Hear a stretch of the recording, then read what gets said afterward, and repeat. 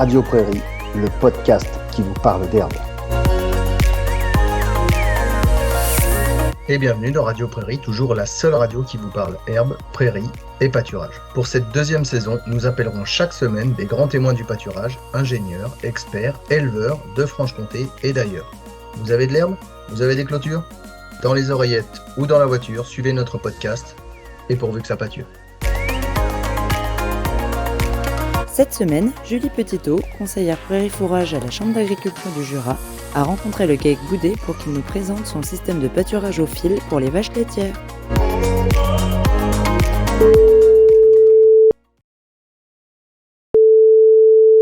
Bonjour Dominique, tout d'abord merci d'avoir accepté de participer à cet épisode de Radio Prairie pour nous parler de ton exploitation donc située à Bornay dans le Jura.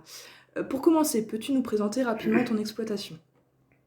Bien sûr, Julie. Donc bonjour à tous. Donc je m'appelle comme tu as dit, Dominique Boudet. Je suis en GAEC avec mon frère Olivier Boudet sur la commune de Bornay, au sud de Lons-le-Saunier, en plein milieu du Jura. Donc l'exploitation compte 145 hectares de SAU avec entre guillemets un droit à produire de 470 000 litres de lait vendu pour Comté-Morbier à la COP des Coteaux de Seye à Lavigny.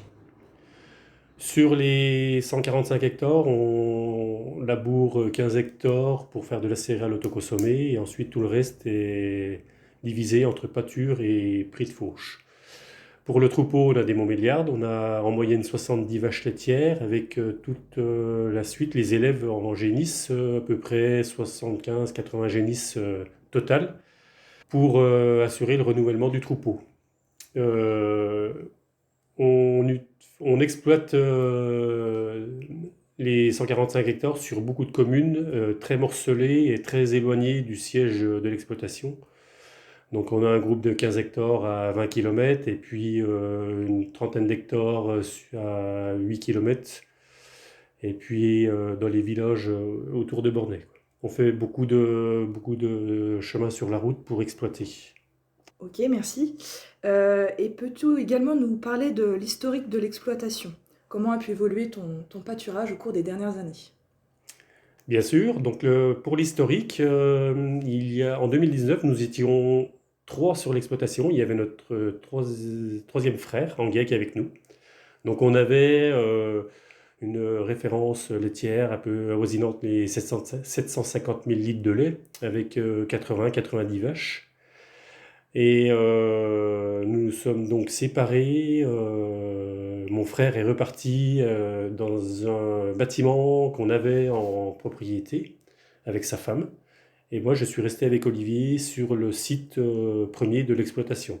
Donc on a scindé l'exploitation en 1/3, 2/3.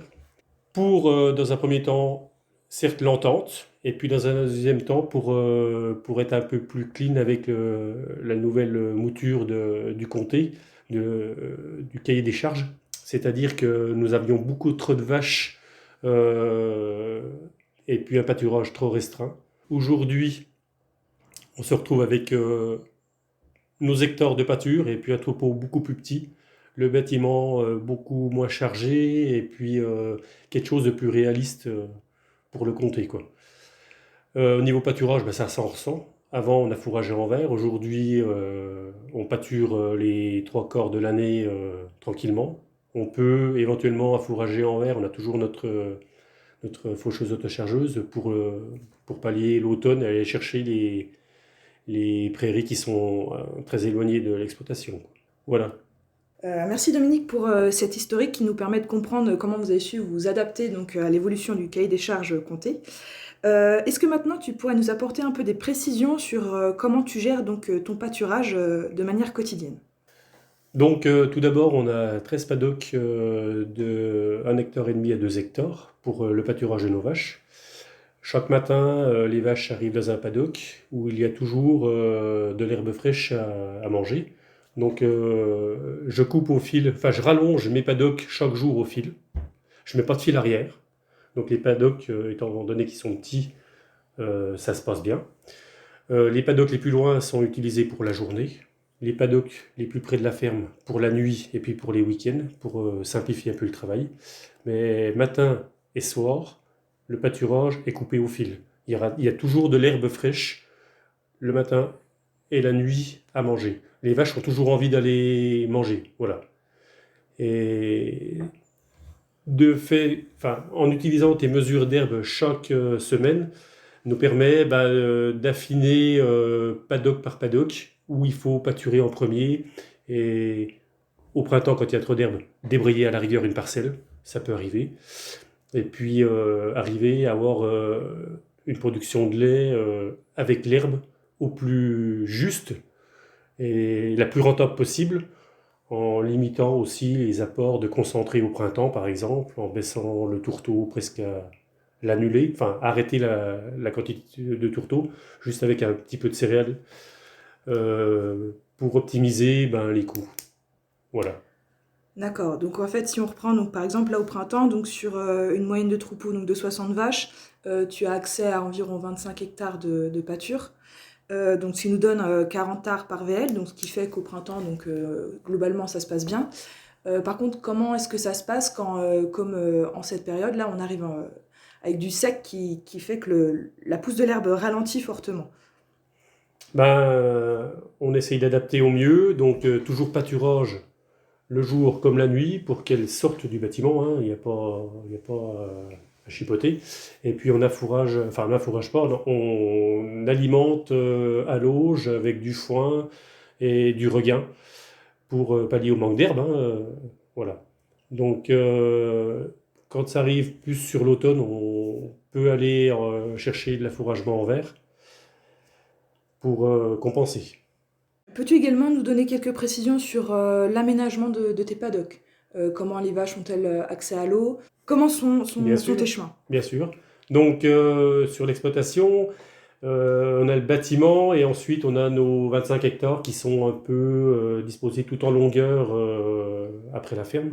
Donc on a créé nos paddocks pour que ça aille bien à pâturer. En même temps, on a un bac à eau par parcelle, donc on a aménagé 2,5 km de tuyaux enterrés avec des bacs. On a de l'eau potable dans tous les parcs. On avait créé un chemin en béton pour que les vaches se circulent mieux. Et là, on est en train d'investir dans 280 mètres de chemin bétonné pour accéder à tous nos paddocks proprement. À l'origine, c'était de la terre. Il y a 2 ans, nous avions acheté 2 semi-remorques de plaquettes de bois que nous avions mis sur le chemin dans l'espoir d'assainir et d'assécher notre passage au moment des pluies, quoi. Pas concluant du tout. Quand ça sec, tout va bien. Dès qu'il pleut, les vaches marchent à la queue leu-leu, commencent à faire des sillons. Donc les plaquettes s'écartent, l'eau reste dans les fonds de sillons, et puis bourbier avec les crayons sol, les pattes sol. Donc pendant la traite, lavage des pattes. Les crayons, il fallait une hygiène irréprochable pour pas avoir de butyrique. Et du coup, on a décidé d'enlever toute la terre et les plaquettes et puis de faire un chemin en béton pour que ça aille bien, quoi. Qu'on puisse le balayer, qu'on puisse, les jours de pluie, aller en champ tranquillement, quoi. Sans souci. Ok, merci pour ces compléments. Et puis, écoute, je te dis à bientôt pour un peu plus d'infos, éventuellement à la fin de l'été, pour que tu nous expliques comment la fin de cette saison de pâturage se sera passée. Voilà. Eh bien, merci Julie, et puis avec grand plaisir pour la suite. Merci. Allez, réagissez, commentez, interpellez-nous même. Rendez-vous la semaine prochaine et n'oubliez pas de pâturer. Radio Prairie, le podcast qui vous parle d'herbe.